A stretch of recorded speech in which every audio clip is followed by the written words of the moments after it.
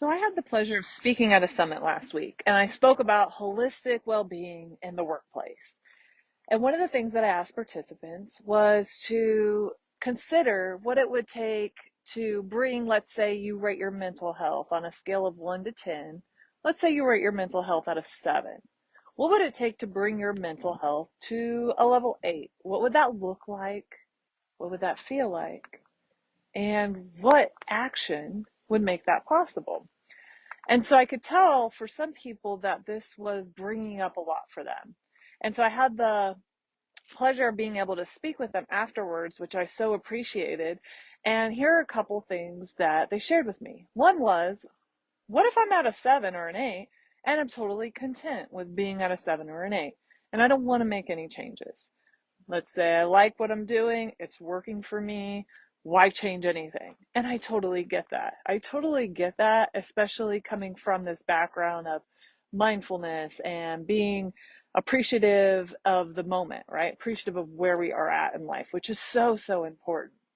And so I think in that question, we can look at it or hear it from a place of, I'm lacking something. There's something that is wrong with where I'm at on this spectrum. So that's one thing to look at, right? Like, where are we listening from when we hear that question of what would it take to elevate my life to the next level? We can do this for finance, relationship, business, health. Where are we listening from? So then the next thing is that in creating this change, it does require us to get out of our comfort zone, but it doesn't have to be super hard, right? There's such thing as tiny habits. There's such things as meeting ourselves where we're at and really being consistent in making a change that we're willing to make and that we want to make is so important. I think that when we hear, okay, it's time to change, we get that cognizant dissonance, right? It's automatically like, hold on, change is hard. I don't want to do this. I'm good where I'm at. And a lot of times we make changes when we're at a rock bottom or when things are really not going well. I know that has inspired a lot of the change that I've made in my life has been from that place of, okay, I've got to change this. I'm in a bad spot. And I have also made changes where it's like things are really good. And what would it be like to take this to the next level? So it doesn't have to be super challenging. We can meet ourselves with where we're at. And it's important that we know why we're doing what we're doing, right? Like, so would it mean to take my mental health to a 7 from an 8? Okay, that might mean that I spend more time really working on my belief in myself, spending every in the morning, sitting in silence for 5 minutes, doing some journaling, and really working on that belief in myself, right? Connecting to the good, connecting to the gratitude. And what would that open up for me? Why would I do that? You know what? Because I think that that would make my relationships more enriched. That would make my relationship with myself more enriched. Everywhere we go, there we are, right? So, what else could be possible that, oh, if I have greater belief in myself, then I'm probably going to be able to work on my physical goals more. It's going to be easier for me to crank it out in my workouts. It's going to be easier for me to ask for that promotion.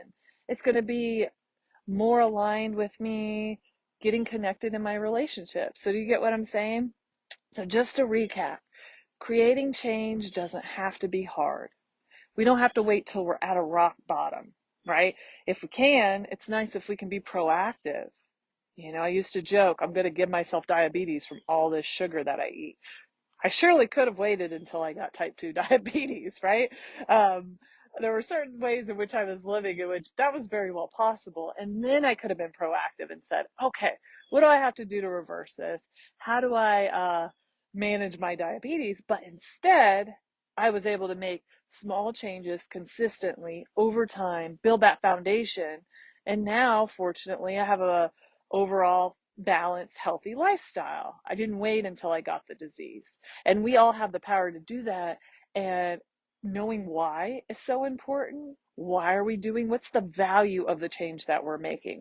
If we don't have that value, if we don't have that emotional connection, we're going to be so like, I'll do this when I have to, or Why make this change? I'm already in a good spot, right? Like life is good. Why change?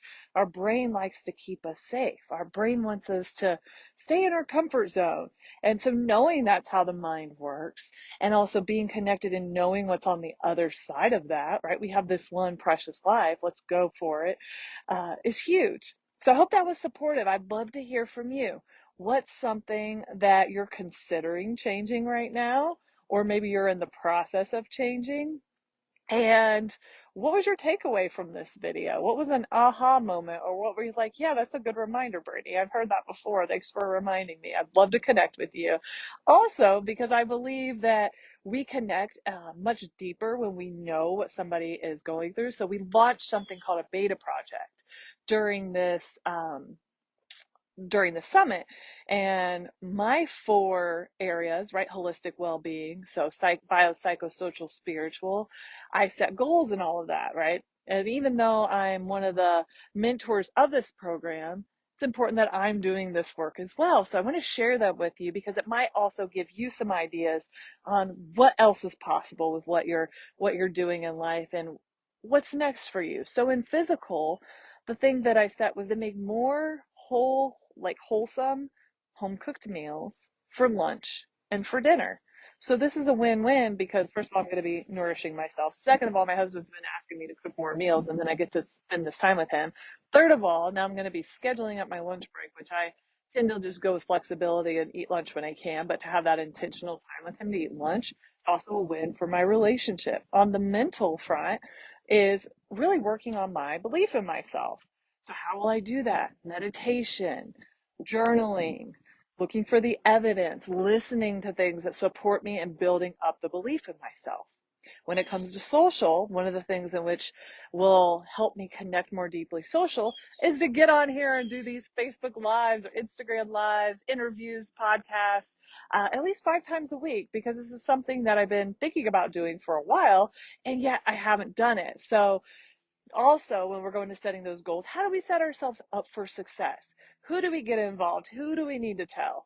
I would say hiring a coach, working with a coach, working with a mentor, getting that group support is huge. Hence why I'm sharing this with you. Hence why I'm a coach and have a coach, and also really believe in the power of community and sharing and that accountability.